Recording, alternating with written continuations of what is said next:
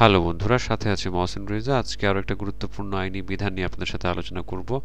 তো অনেক ক্ষেত্রে আমাদেরকে অনেকে আস করে থাকেন, আসলে এই বিষয়টা সবাই জানেন কম বেশ, যে মুসলিম আইন অনুসারে কিন্তু আপনার দেখা যায় পুরুষেরই মানে দেখা যায় একতরফা একটা অধিকার থাকে তালাক দেওয়ার। কোনো ক্ষেত্রে কিন্তু মহিলাদের বা স্ত্রীদের তালাক দেওয়ার কিন্তু কোনো সুযোগ থাকে না, ঠিক আছে, যদি না সেটা মানে ডেলিগেট করে দেয়া থাকে।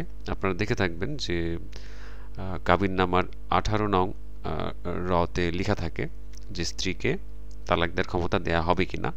যদি দেয়া হয় তাহলে কি জন্য দেয়া হবে সেটা কিন্তু উল্লেখ থাকে। আর যদি কোনো কারণে সেই 18 নং রটা খালি থাকে, সেই ক্ষেত্রে কিন্তু স্ত্রী তালাক দেওয়ার কিন্তু কোনো আপনার পাওয়ার তাকে দেয়া হয় না, বা কোনো এরকম পাওয়ার তার থাকে না, ঠিক আছে।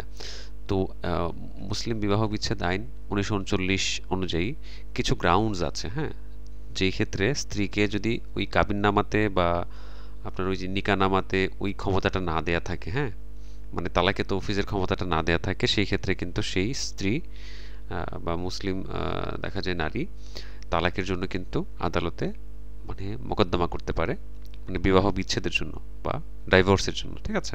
তো এখানে কিছু গ্রাউন্ডস আছে, এই গ্রাউন্ডসগুলো যদি মিলে যায় সেই ক্ষেত্রে কিন্তু আপনি মামলা করতে পারেন।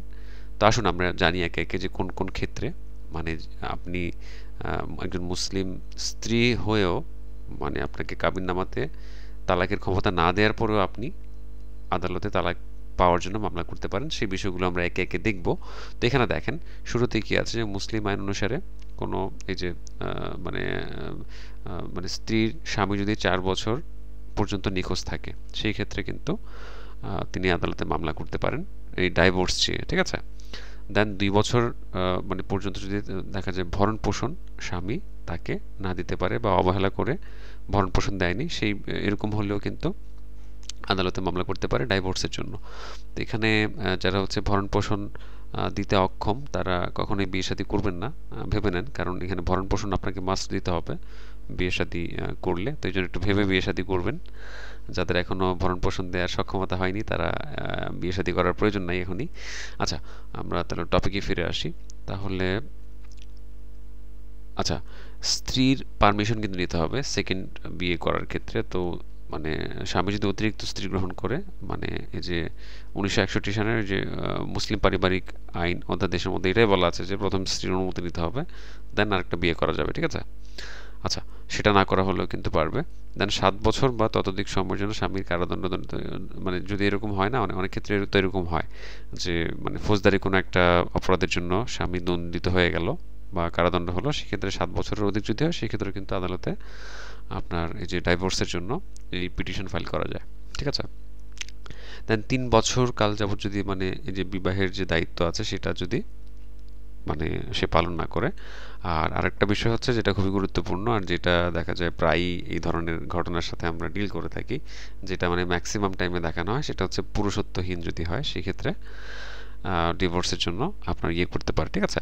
তো এখানে স্বামী যদি 2 বছরের মতো এরকম ইয়ে থাকে, মারাত্মক কোনো যৌন রোগ বা হচ্ছে কুষ্ঠ রোগ বা অপকৃতস্থ পাগল বা উন্মাদ, ঠিক আছে, এরকম যদি হয় তাহলে কিন্তু হতে পারে।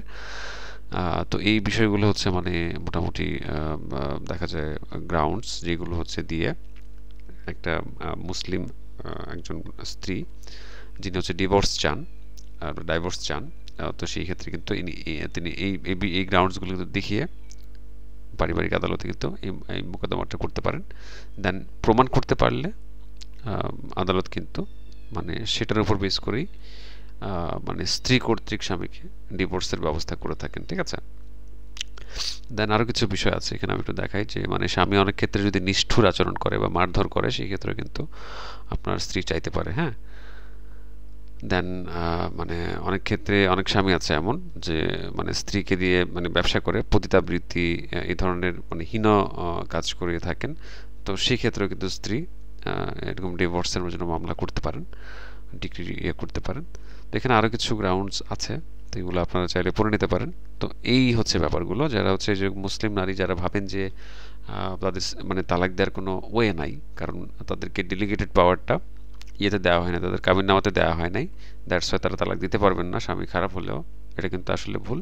এই আইন অনুযায়ী আপনারা খুব সুন্দরভাবেই কিন্তু দেখা যায় একটা মানে তালাকের জন্য এই কারণগুলো দেখিয়ে, যদি এই কারণগুলো কারোর সাথে মিলে, দুই একটা মিললেও হবে, তারপর কিন্তু আপনি এই তালাকের জন্য পিটিশন ফাইল করতে পারেন কোনো একজন অভিজ্ঞ লয়ারের মাধ্যমে। তারপর যদি কোনো প্রশ্ন থাকে তাহলে অবশ্যই কমেন্ট সেকশনে কমেন্ট করবেন। ধন্যবাদ।